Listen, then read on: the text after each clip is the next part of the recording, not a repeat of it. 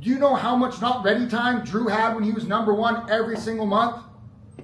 When he effectuated 99 policies? Effectuated, not sold, effectuated 99 policies. His not ready time was less than an hour. It's less than 30 minutes.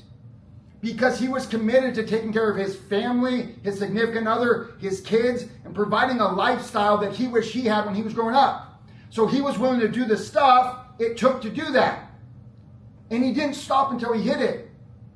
There was no question, I'm not going to do 4, I'm going to do 7. I'm going to do 8. I'm going to do 10. And then he didn't stop till he hit the goal. He just didn't stop. He didn't give up. He didn't let the BS sometimes outside of work affect him a little bit, but for good reason.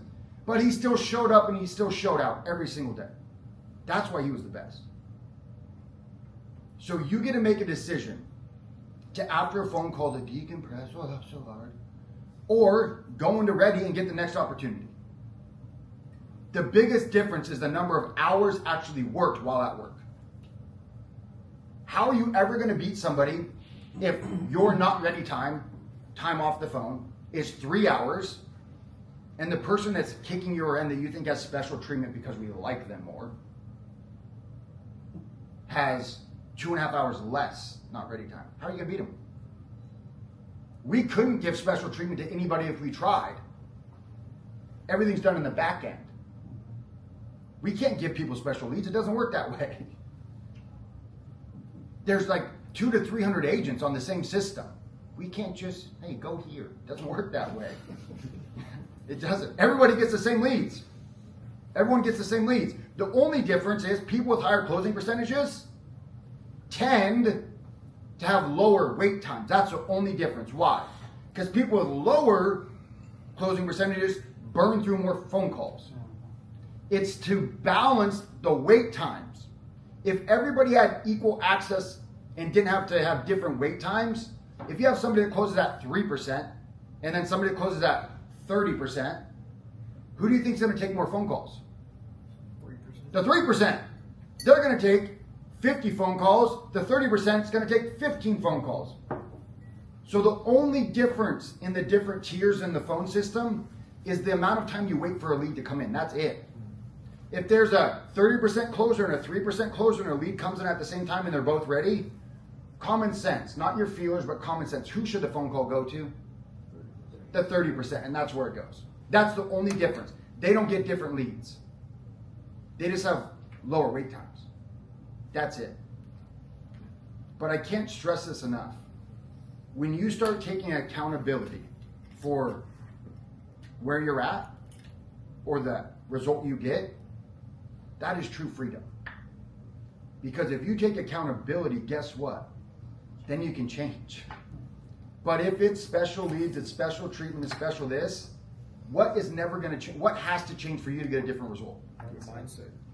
Well, that is actually 100% true. But if the mindset didn't change, all this stuff has to change for them to be successful. When you take accountability for everything in your life, that means then you can change everything in your life. Now, I had an interesting childhood, okay? I'm not, in a general way, I'll just share. I was a cute kid. Bad shit happened. That used to be an excuse for a long time for the way I conducted myself.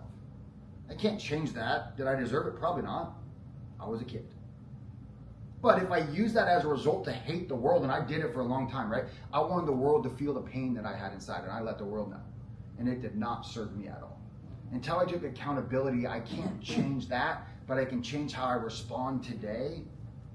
Game changer, right? 4 years, 0 sales, 0 team, $0.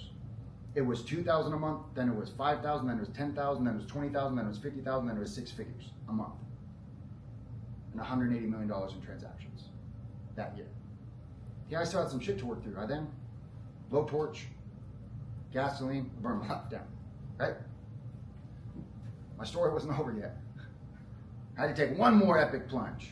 I was real good, like a giant bouncy ball. Hit the ground, bounce a little higher. The higher I went, the harder I hit. Okay, hopefully I don't repeat that pattern. I had the same mark about 4 years. Trending in the right direction. But until I took accountability, right, it just was the same pattern. Once you take accountability, there's so much freedom. Is it easy? No. what happens when you take accountability? You then have to change.